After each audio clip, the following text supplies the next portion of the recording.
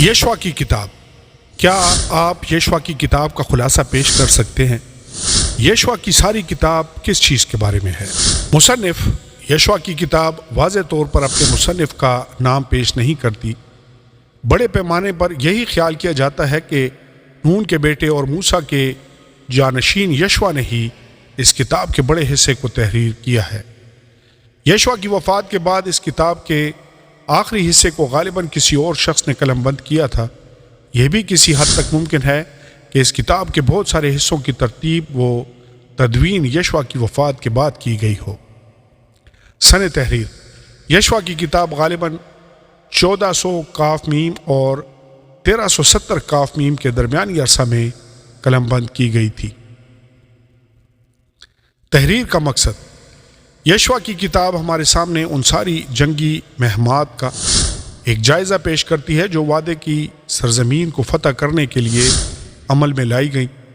مصر سے نکل آنے کے بعد اور 40 سالوں تک بیابان کی خاک چھاننے کے بعد نئی پیدا ہونے والی اسرائیلی نسل اب وعدے کی سرزمین میں داخل ہونے، وہاں آباد اقوام کو فتح کرنے اور اس علاقے کی سرحدوں پر قابض ہونے کے لیے تیار ہے۔ یہاں اس کتاب میں ہمارے سامنے جو جائزہ پیش کیا گیا ہے وہ انتہائی مختصر ہے اور یہ کچھ مخصوص جنگوں کی چنیدہ تفصیل ہے۔ اس کے ساتھ ساتھ یہ جائزہ ہمیں صرف یہی نہیں بتاتا کہ وعدے کی سرزمین کو فتح کیسے کیا گیا تھا، بلکہ یہاں ہمیں یہ بھی پتہ چلتا ہے کہ اس زمین کے مختلف علاقہ جات مختلف قبائل کے اندر تقسیم کس انداز سے کیے گئے تھے۔ کلیدی آیات یشوع پہلا باب اس کی 6 سے 9 آیات۔ سو مضبوط ہو جا اور حوصلہ رکھ، کیونکہ تو اس قوم کو اس ملک کا وارث کرائے گا جسے میں نے ان کو دینے کی قسم ان کے باپ دادا سے کھائی۔ تو فقط مضبوط اور نہایت دلیر ہو جا کہ احتیاط رکھ کر اس ساری شریعت پر عمل کرے جس کا حکم میرے بندہ موسیٰ نے تجھ کو دیا۔ اس سے نہ دہنے ہاتھ موڑنا اور نہ بائیں، تاکہ جہاں کہیں تو جائے تجھے خوب کامیابی حاصل ہو۔ شریعت کی یہ کتاب تیرے منہ سے نہ ہٹے، بلکہ تجھے دن اور رات اسی کا دھیان ہو، تاکہ جو کچھ اس میں لکھا ہے اس سب پر تو احتیاط کر کے عمل کر سکے، کیونکہ تب ہی تجھے اقبال مندی کی راہ نصیب ہوگی اور تو خوب کامیاب ہوگا۔ کیا میں نے تجھ کو حکم نہیں دیا؟ سو مضبوط ہو جا اور حوصلہ رکھ، خوف نہ کھا اور بے دل نہ ہو، کیونکہ خداوند تیرا خدا جہاں جہاں تو جائے تیرے ساتھ رہے گا۔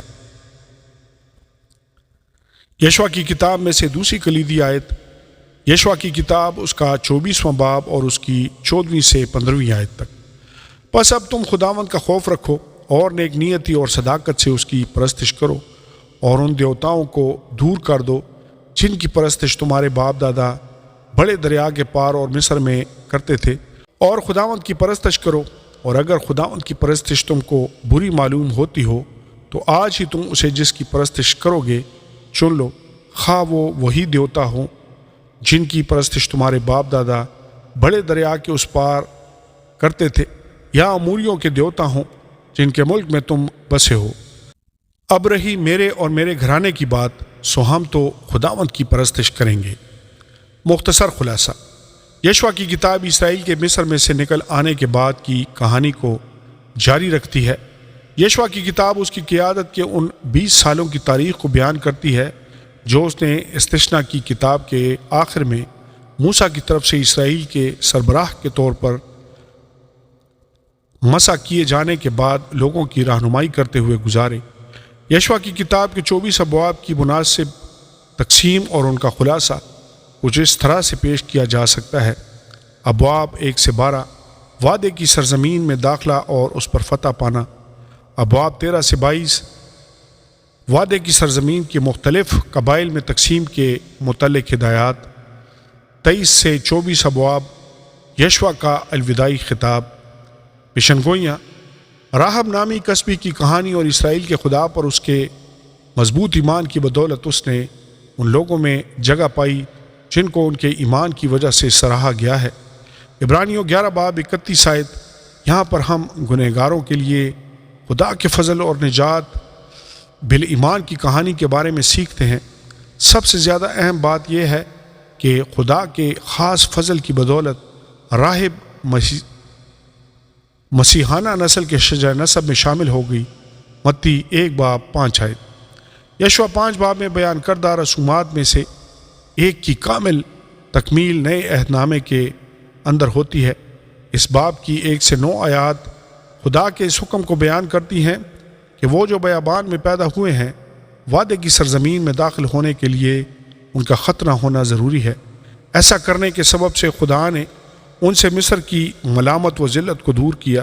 کلسیوں 2:10-12 آیات بیان کرتی ہیں کہ مسیح کی طرف سے ایمانداروں کے دل کا ختنہ کیا گیا ہے، جس کی بدولت ہم نے اپنی گناہ آلود فطرت کو اتار پھینکا ہے اور مسیح کے بغیر گزاری ہوئی اپنی زندگی کو خود سے دور کر دیا ہے۔ خدا پناہ کے شہروں کے قیام کا حکم دیتا ہے تاکہ وہ لوگ جن سے نادانستہ طور پر قتل ہو جاتا ہے وہ اس خون کے انتقام کے خوف کے بغیر ان شہروں میں رہ سکیں جب تک ان کے مسئلے یا مقدمے کا کوئی مناسب فیصلہ نہیں ہو جاتا۔ مسیح یسوع ہماری پناہ گاہ ہے اور ہم پناہ لینے کو اس لیے دوڑے ہیں کہ اس امید کو جو سامنے رکھی ہوئی ہے قبضہ میں لائیں۔ عبرانیوں 6:18 یشوع کی کتاب کے اندر دیگر کتابوں سے کہیں بڑھ کر الہیاتی عنوان پایا جاتا ہے۔ بنی اسرائیل قوم بیابان میں 40 سالوں تک مارے پھرنے کے بعد بالآخر اس آرام میں داخل ہوئی جو خدا نے ان کے لیے کنعان کی سرزمین میں تیار کیا تھا۔ عبرانیوں کا مصنف اس واقعے کو استعمال کرتے ہوئے ہمیں خبردار کرتا ہے کہ ہم اپنی زندگیوں میں اپنی بے ایمانی کو یہ موقع نہ دیں کہ وہ ہمیں مسیح یسوع میں خدا کے آرام میں داخل ہونے سے روکے رکھے۔ عبرانیوں 3:7-12 آیات۔ عملی اطلاق۔ یشوع کی کتاب 1:8 کلیدی آیت میں سے ایک ہے۔ شریعت کی یہ کتاب تیرے منہ سے نہ ہٹے بلکہ تجھے دن اور رات اسی کا دھیان ہو تاکہ جو کچھ اس میں لکھا ہے اس سب پر تو احتیاط کر کے عمل کر سکے، کیونکہ تبھی تجھے اقبال مندی کی راہ نصیب ہوگی اور تو خوب کامیاب ہوگا۔ پرانا عہد نامہ ایسی بہت ساری کہانیوں سے بھرا پڑا ہے جن میں بیان کیا گیا ہے کہ کیسے بہت سارے لوگ خدا اور اس کے کلام کو بھول گئے اور پھر وہ اس وجہ سے خطرناک انجام سے دوچار ہوئے۔ مسیحیوں کے لیے یہ جاننا ضروری ہے کہ خدا کا کلام ہماری زندگیوں میں خون جیسی اہمیت کا حامل ہے۔ اگر ہم اس کو نظر انداز کرتے ہیں تو پھر اس وجہ سے ہماری زندگیاں نقصان اٹھائیں گی، لیکن اگر ہم 1:8 کے اس اصول کو اپنے دل میں رکھتے ہیں تو پھر ہم روحانی تکمیل پائیں گے اور خدا کی بادشاہت میں استعمال ہونے کے قابل بنیں گے۔ 2 تموتھیوس 3:16-17 آیات۔ اور پھر ہم یہ بھی دیکھیں گے کہ یشوع 1:8-9 آیات کے اندر پائے جانے والے خدا کے وعدے ہمارے لیے بھی سچ ثابت ہوں گے۔ یشوع ایک قابل استاد اور قائد کے فوائد کا ایک بہت عمدہ نمونہ ہے۔ بہت سالوں تک وہ موسیٰ کے بہت قریب رہا۔ جس وقت موسیٰ خدا کے سبھی احکام کی بے خطا انداز سے پیروی کر رہا تھا تو اس وقت یشوع موسیٰ کو بغور دیکھ رہا تھا۔ اس نے موسیٰ سے شخصی انداز میں دعا کرنا سیکھا۔ اس نے موسیٰ کی ذات کی مثالوں سے خدا کی تابعداری کرنا سیکھا۔ یشوع نے موسیٰ کی زندگی کی منفی مثالوں سے بھی بہت کچھ سیکھا، بالخصوص اس مثال سے جس کی وجہ سے موسیٰ کو وعدے کی سرزمین میں داخل ہونے کی خوشی کو کھونا پڑا۔ اگر آپ زندہ ہیں تو آپ ایک استاد اور قائد ہیں۔ کوئی نہ کوئی شخص کہیں نہ کہیں پر آپ کو دیکھ رہا ہے۔ آپ سے کوئی چھوٹا شخص یا کوئی ایسا شخص جس کی ذات پر آپ اثر انداز ہو رہے ہیں، یہ دیکھ رہا ہے کہ آپ زندگی کیسے گزار رہے ہیں اور آپ مختلف باتوں اور چیزوں کے جواب میں کیسا رد عمل ظاہر کرتے ہیں۔ کوئی نہ کوئی شخص آپ سے سیکھ رہا ہے۔ کوئی نہ کوئی آپ کی مثال کی پیروی ضرور کرے گا۔ کسی کے لیے مثال بننا کسی استاد یا قائد کے منہ سے نکلنے والے الفاظ سے بہت زیادہ اہمیت رکھتے ہیں۔ استاد یا قائد کی ساری زندگی کی دوسرے لوگوں کے سامنے نمائش ہو رہی ہوتی ہے۔ آمین اور آمین۔